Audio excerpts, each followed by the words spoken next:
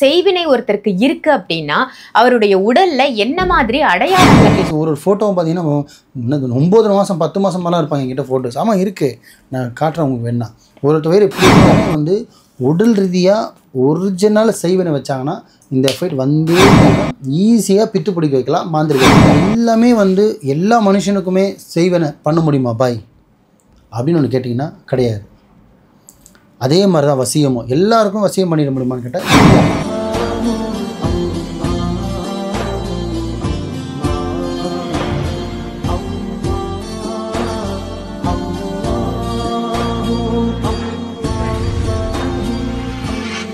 மறுஜென்ம நேயர்கள் அனைவருக்கும் அன்பான வணக்கங்கள். புழல் காவாங்கரை MM டவர்ஸ்ல இருக்கக்கூடிய மாலிக் பாய் அவர்களை தான் சந்திக்க வந்திருக்கோம். வணக்கம் பாய். வணக்கம்மா. பாய், செய்வினை பற்றி நீங்கள் சென்ற வாரத்தில் கூட ஒரு பதிவு கொடுத்துருந்தீங்க. இன்னைக்கான டாபிக் என்னென்னா அதே செய்வினை தான். செய்வினை ஒருத்தருக்கு இருக்குது அப்படின்னா அவருடைய உடலில் என்ன மாதிரி அடையாளங்கள் இருக்கும்? ஒரு 13 அடையாளங்கள் சொல்லுங்களேன். இப்போ 13 அடையாளங்கன்றது ஒரு வார்த்தையோட முதல்ல ஒருத்தர் செய்வினையாலையும் சரி ஏவலாலையும் சரி சில வேலைப்பாடு மாதிரி வீட்டில் செஞ்சு வச்சாலே அதோட சிம்டம்ஸே நிறைய இருக்குது. 13லாம் கிடையாது, ஒரு 20-30 சிம்டம்ஸ் கூட இருக்குது. அதோட எஃபெக்ட் கூட உடம்புல உபாதைகள் நிறைய இருக்குது. அதில் முக்கியமாக நம்ம மக்களுக்கு கொஞ்சம் புரிகிற மாதிரி சொல்லணும்னு பார்த்திங்கன்னா, முதல்ல செய்வினை வச்சாங்கன்னா ஆணுக்கு பெண்ணுக்கு 2 வித்தியாசம் இருக்குது. எல்லாருக்கும் ஒரே மாதிரி சிம்டம்ஸ் வராது. ஏன்னா இவங்களோட எல்லாமே ஹார்மோன் எல்லாமே வேறு, அவங்களோட ஹார்மோன் எல்லாமே வேறு. முதல்ல அது ஒரு முக்கியமான விஷயம். முதல்ல பெண்ணுக்கு சொல்கிறேன், ஏன்னா அதுதான் ரொம்ப சென்சிட்டிவான டைப்பு. இப்போ ஒரு பெண்ணுக்கு ஒரு குறிப்பிட்ட ஏஜில் செய்வினை வச்சுருக்காங்க, ஏவல் மூலிமா பண்ணியிருக்காங்கன்னா முதல்ல அவங்களுக்கு பாதிப்பு வருது பார்த்திங்கன்னா, அவங்களோட இந்த பீரியடுன்ற விஷயம் இருக்குது பார்த்திங்களா, ஃபஸ்ட்டு பிளாக் ஆகிடும். என்ன சொல்கிற ரத்து போகிற மாதிரி அவங்களுக்கு ஏஜே கம்மியாக இருந்தாலுமே அவங்களுக்கு பீரியட் வராது. அதுதான் செய்வினையில் முதல்ல அவங்க அடிக்கிற அடி. அது இப்போ நினச்சின்னா ரெண்டாவது பார்த்தீங்கன்னா அவங்களோட உபாதைகள், வயிறு உப்பசனம் அதிகமாகும். ஸோ வயிறில் உப்பசனம் வரும்போது என்ன ஆகும்னா அவங்களோட பிளட் சர்க்குலேஷன் அதிகமாகும்னா டிப்ரெஷனில் வருவாங்க. இப்போ நான் சொல்கிறது எல்லாமே ரியாலிட்டியாக நடந்துகிட்ருக்கிற விஷயம். இப்போ போக வேண்டிய விஷயம் நின்றுச்சுன்னா அப்போ என்ன ஆகும், உடம்புல பாடி வெயிட்டு போடும். வெயிட்டு பண்ணாலும் ஸ்டொமக் அதிகமாகும், வெயிட் அதிகமாகும். இதெல்லாமே உண்மை. வயிறு பார்த்திங்கன்னா அப்படி செய்வினாலே அப்படியே உப்பசனமாகும். இந்த எவ்வளோ கேஸ் ஒரு ஃபோட்டோவும் பார்த்திங்கன்னா 9 மாதம் 10 மாதமெல்லாம் இருப்பாங்க என்கிட்ட ஃபோட்டோஸ். ஆமாம் இருக்குது, நான் காட்டுறேன் உங்களுக்கு வேணா. ஒருத்தர் வயிறு இப்படியெல்லாம் வரும், ஆனால் அவங்க அந்த மாதிரி ஆளே கிடையாது. லீனாக இருக்கிறாலே வயிறு உப்பசனமாக வருவாங்க.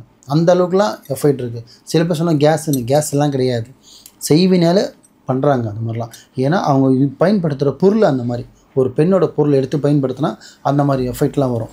மாதமாகவே இல்லாமல் மாதமான மாதிரிலாம் வயிறுலாம் பொண்ணுங்க வருவாங்கம்மா. இங்கே வயசு பொண்ணுங்க வருவாங்கம்மா.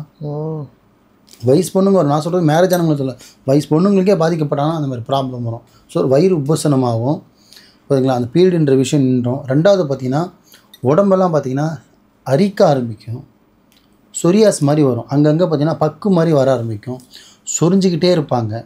புரியுதுங்களா? 3. 4வது பார்த்திங்கன்னா கால் பார்த்திங்கன்னா உபசனமாகும், கால் வீங்க ஆரம்பிக்கும். வயசாகி வீங்கிறது, உப்பு சுகர் வீங்கிறது இல்லை, பொதுவாகவே கால் வீங்க ஆரம்பிக்கும். ஏன்னா அவங்களுக்கு பிளட்டு அந்த மாதிரி ஆயிடுது. புரியுதுங்களா? 4.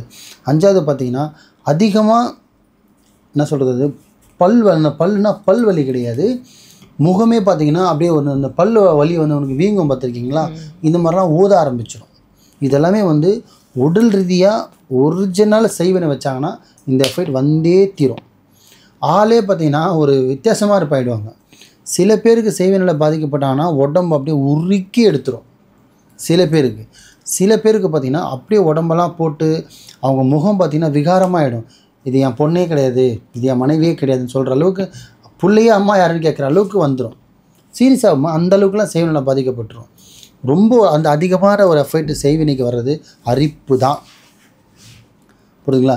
சில பேருக்கு பார்த்திங்கன்னா இந்த டிப்ரெஷனில் பித்து பிடிச்சிரும்.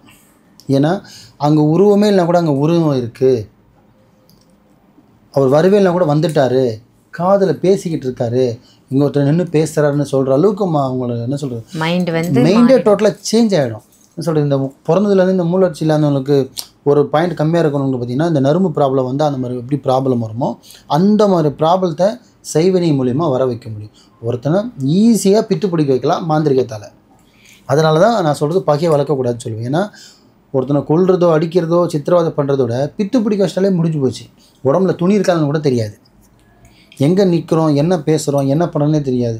ஒரு சின்ன பையனே பார்த்தீங்கன்னா அம்மாவை அசிங்கமாக பேசுகிற அளவுக்குலாம் பண்ணிடுறாங்க. உடம்புல துணி இருக்கா இல்லையான்னு தெரியாததுக்கு ஓடுற அளவுக்குலாம் பண்ணிடுறாங்க.